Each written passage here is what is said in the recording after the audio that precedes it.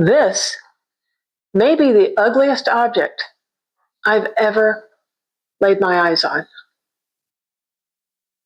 And it's huge. So why is it in my living room?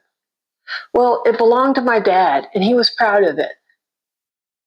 So I'm not ready. I was getting ready to make a video with practical tips about decluttering. I thought that would help people. But then I realized when I saw that globe that was putting the cart before the horse, and that we needed to address the really hard part of getting rid of stuff. So today we're talking about the emotional side of decluttering. I think it's important to manage your expectations in this project, or you could end up feeling like you didn't accomplish it. Manage your expectations, be kind to yourself, and I think you'll end up actually getting more done than if you just try one of these tough love approaches to just getting stuff done and throwing stuff out. So why is it so hard to get rid of things? Well, there's a few reasons. One thing is grief. Okay, I'll just address that one right off because I lost my father less than a year and a half ago, and I'm not ready to get rid of that ugly globe thing.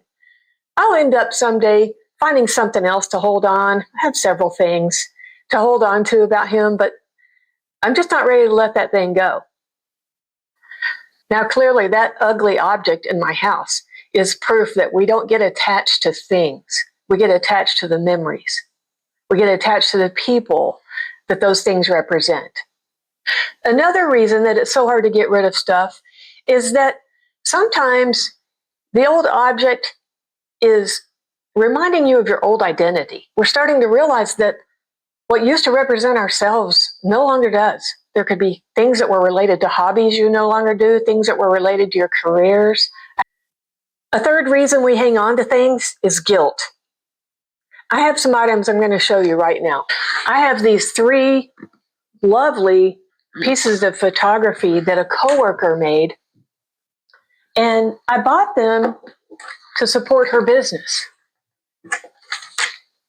They're nicely framed. There's 3 of them, and they're all pictures of Thailand. So while they're nice, I've never put them up in my house, and I've had them for 25 years because they're really not my style, and I don't hang a lot of things on the wall.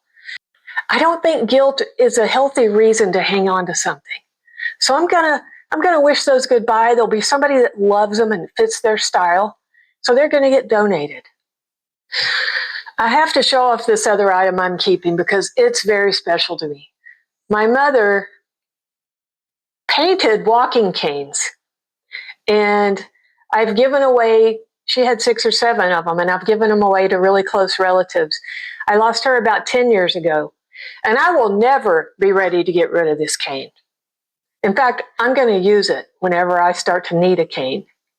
So I'd say there's 4 core principles to the idea of letting things go. One is release things that you're only holding on to out of guilt. Keep what adds joy or real connection. These canes give me joy. I'm so happy to have them. And they don't take up a lot of space. Number 3, choose the best memories, not all the memories. Now that really comes into play with photos. I have so many family photos. And so I did a video on how to digitize those, just a simple kind of way to do it. I'll link to that in the description. Or keeping just a few select items that remind you of that person or that hobby or that career that you have. Just pick your favorite few. Because you don't have room. If you don't make room for the life you want, you won't be able to create the life you want. And that goes for emotionally, physically, space-wise, and mentally. Okay, so that's all real well and good. We've acknowledged that this is difficult emotionally. But how do you know when you are ready? Well, for one thing, when the guilt turns into curiosity, it's no longer that yucky feeling, but a sense of wonder. I think the most important way that you'll know when you're ready is when you know that your current life is now more important than your previous one. The life that you are inventing and working on now is going to give you more joy than you had before. My former self had a bigger house, We worked hard, we played hard, we entertained, we drank a lot. That's not really who I am anymore. And this is just one of my bar cabinets. I'm going to tackle that real soon. You deserve a home that reflects who you are today, not who you were years ago. So if you still have a whole lot of things in your house that you know it's just too much, know that you're not behind. You're human. Most of us have this issue. I do think, however, that most of us are ready to take a step or two. If that step is only to take some time and recognize what's going on here about why you can't get rid of stuff.